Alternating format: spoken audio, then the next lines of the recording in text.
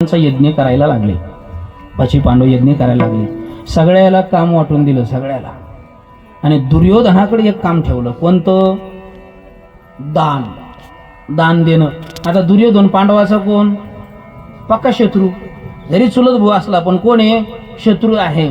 मग आता दुर्योधनाकडं धर्माने विचारलं, का हो भगवंता, दुर्योधनाला तुम्ही हे दान का बरं द्यायला वाटाला? कारण तो वाटताना आपलं शत्रूची संपत्ती कमी व्हावी म्हणून तो काय करणार आहे? मोकळ्या हाताने वाटून टाकेल ना सगळं.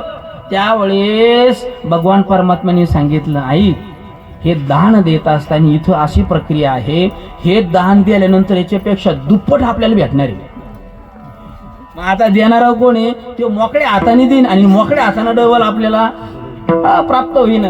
दान देणं सत्कर्माला. आणि त्या यज्ञामध्ये पत्रवाळ्या उचलण्याचं काम दादानो भगवान श्रीकृष्णाने केलंय. का तर सगळ्यात मोठं ते पुण्य आहे. आपले पूर्वज दक्षिणेला असतात आणि एक वर्षभर त्या ठिकाणी ते राहतात. यम त्याला विचारतो, तू काही दान धर्म केला का? पूजा पाठ नामस्मरण केलं तरी बाबा?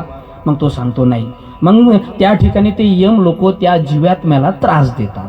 किती प्रकारचे नरक आहे? 28 प्रकारचे नरक यातना सांगितलेल्या. कुंभपाक आहे त्याच्यामध्ये. हो, रवरव नदी आहे.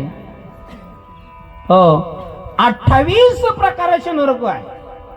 प्रत्येक नरकाच्या यातना ह्या वेगवेगळ्या आहेत. तुम्ही माणसानं मारा, तुम्ही पाहून आले का? मी जर पाहिला तर तुम्ही पण तुकोबाराय सांगतात, पहावे पुराणी विचारोनी